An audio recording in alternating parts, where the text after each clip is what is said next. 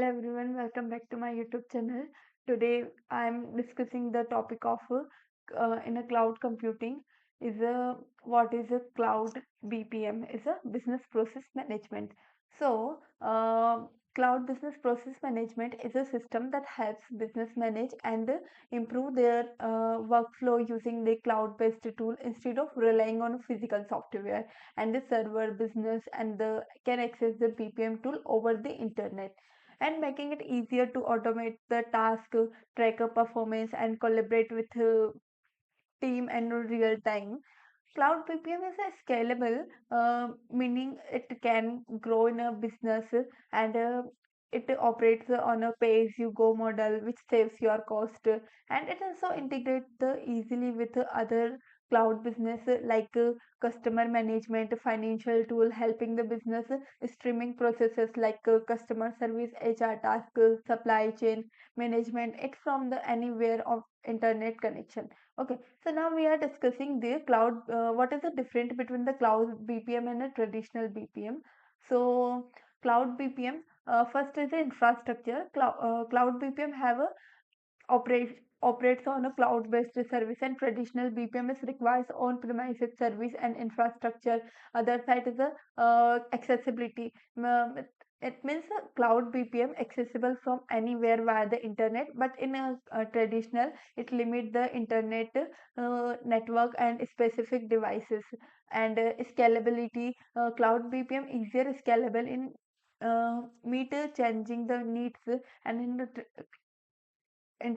traditional BPM is scalable dependent on the physical infrastructure. Then we are talking about a cost. So in cloud BPM, operate on a subscription and pay-as-you-go model, and in traditional BPM, pay-as-you-go model involves high upfront cost for set. Okay, so then we are discussing implementation time in cloud BPM is a quicker to deploy and traditional is a time intensive setup and customization maintenance. So in cloud BPM managed by the super provider, and in traditional BPM is required a dedicated IT support and maintenance. In updation, so cloud BPM is automatic update the provided by the cloud vendor, and the traditional BPM is manually update often required significant efforts. And security, we are talking about security. So cloud BPM is relies on a cloud providers security measures, and in traditional BPM it offers greater control over the security on premises. Okay, so we are discussing the what is the difference between the cloud BPM and the traditional BPM. Now let's move on. The next topic is what is the RTO? RTO is recovery time objective, and the RPO is a recovery point objective, and how they are related in a cloud disaster recovery. Okay, so let's discuss what is the recovery time objective. So recovery time objective is a maximum amount of time that allowed to store the system and applications the process after disaster. Okay, uh, or outage to minimize the downtime. It defined how quickly service to be restored to avoid the significant operation and disruption. Okay, so and RPO, it means recovery point objective. It is a maximum tolerable amount of data loss measured in the time it is determined the age of backup, and the snapshot need to be recover operations. For example, RPO offered to R means the system must be able to recover the data no older than the 2 hours before the failure.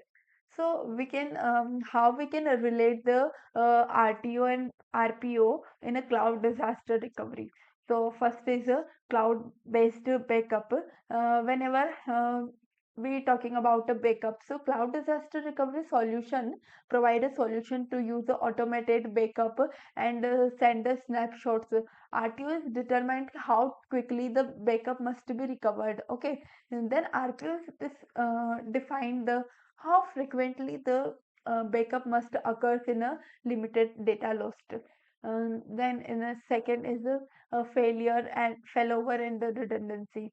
When our system is a condition and a failover and data lost, um, our system is crashed.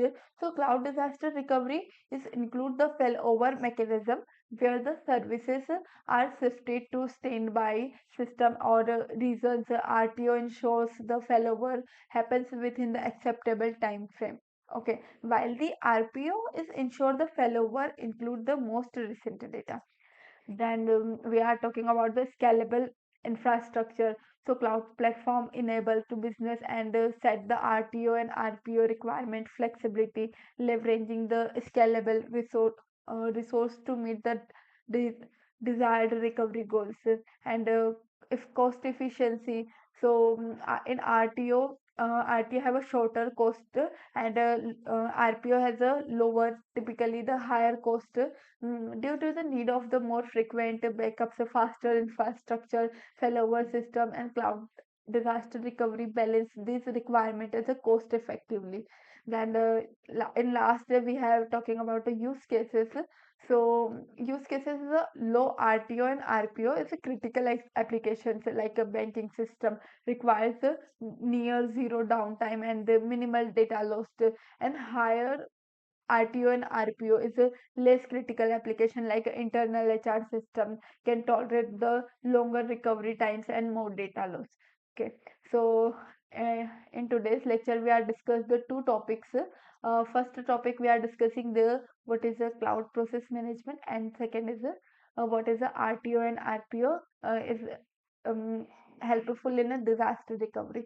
Thanks for today. Thank you. Thanks for watching my YouTube video.